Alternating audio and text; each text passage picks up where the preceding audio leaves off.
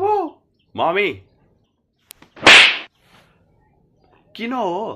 कति हानेको आमाको पिटाइ पिटाइ हुँदैन बुझिस् आमाको पिटाइ त आशीर्वाद हुन्छ खुब किर्सी पढ्या भन्छस् आफूले पढेको 2-4 कुराहरू मात्र बताएर सहयोग हुन्छ आफूलाई यहाँ घाँस काट्न कस्तो हुन्छ अनि के गरौँ त नि अलिअलि पुरै आफूले पढेको कुराहरू बताएकै छ त्यो पढेको 2-4 कुरा बताएर हुन्छ र खेतमा जान्छु भन्दाखेरि पनि नाइ भन्नुहुन्छ खुब खुब अब यत्रो पढेर तँलाई के खेतमा पठाउने होला र कुरो कुरो आफ्नो जागिर गर्ने मजाले जे कुरा थाहा छ यही केसरी घर आएको बेला घरबाटै भन्ने ल जानु तपाईँलाई घरबाटै रहेर सहयोग गर्छु म इन्फर्मेसन त जानेको कुरा त तपाईँलाई दिएकै छ भनेकै छ अरू कुरामा पनि घरबाटै रहेर सहयोग गर्छु ल है त ल बाहिर हिँड्नुहोस् तपाईँलाई म जादु देखाउँछु तपाईँको छोराको ल हिँड्नुहोस्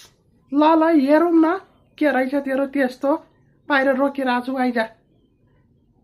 दादा ल यही हो जादु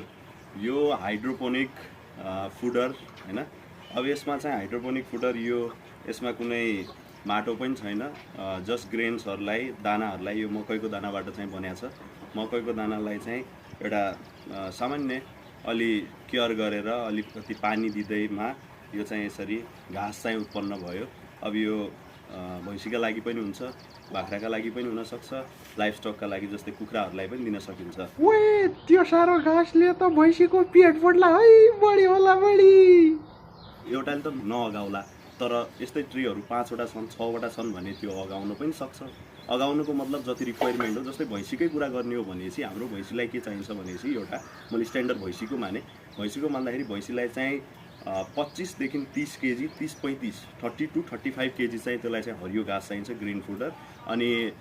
5 देखि 7 केजी चाहिँ त्यसलाई रफेजेसहरू चाहिन्छ जस्तै परालहरू 3 देखि 4 किलो चाहिँ त्यसलाई कन्सन्ट्रेट चाहिन्छ जस्तै ब्रानहरू यस्तो कुराहरू चाहिँ चाहिन्छ अब दुध बढाउने भनेको ब्रानहरूले हो अनि हरियो घाँसले पनि हो एनर्जीको लागि हो अनि परालको काम भनेको चाहिँ परालले चाहिँ त्यसलाई पचाउनमा रफेजेसहरू दिन्छ अरू खाना जुन छ त्यो खानालाई चाहिँ पचाउनमा चाहिँ सहयोग गर्छ पचाउनमा सहयोग गर्ने भनेको पराल हो खेतमा गरिए जस्तो खेतमा काटिए जस्तो होला पैँठुचिया होला के ल्याउँछ हो मम्मीले भने जस्तै जुन किसानहरूलाई चाहिँ जमिन छ योले चाहिँ नपुग्न सक्छ तर जुन दिन चाहिँ पानी पर्छ जुन दिन आफ्नो टाइम हुँदैन अनि जुन दिन हरियो घाँस सकेको अवस्था आउँछ केजी मकै हालेको छ भने त्यसले 7-8 केजी चाहिँ यस्तो घाँस चाहिँ उत्पन्न गर्छ भनेपछि एउटा भैँसीको रिक्वायरमेन्ट 30-35 केजी हो भने 6-7वटा चाहिँ ट्रेहरूले चाहिँ त्यसको रिक्वायरमेन्ट मिट गर्न सक्छ अथवा चाहिँ आधी घाँस चाहिँ फिल्डमा छ अनि आधी घाँस चाहिँ हामीलाई समय कम छ आधी घाँस फिल्डमा काट्यौँ र आधी घाँस चाहिँ योलाई चाहिँ हाल्यौँ भनेपछि अनि यो आधी मात्र नभएर यो पुरै नै खुवायौँ भने त्यो रिक्वायरमेन्ट पनि हुनसक्छ अनि त्यो समयको रिक्वायरमेन्ट मात्र होइन कि यो चाहिँ डाइजेस्टिबिलिटी यसको राम्रो भएको हुनाले दुध बढाउनमा अनि शक्ति दिनमा चाहिँ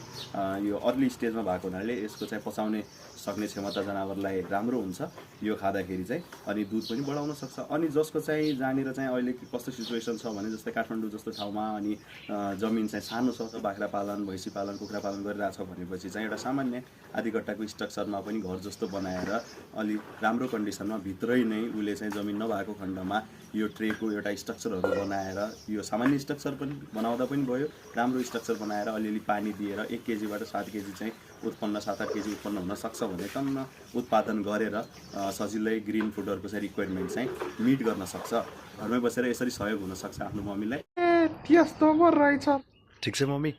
राम्रो रहेछ ल धन्यवादसँगै तेरो नाम राखेँ है मैले के मम्मी धन्यवाद घाँसे छोरा भएन यो त होइन म घाँसे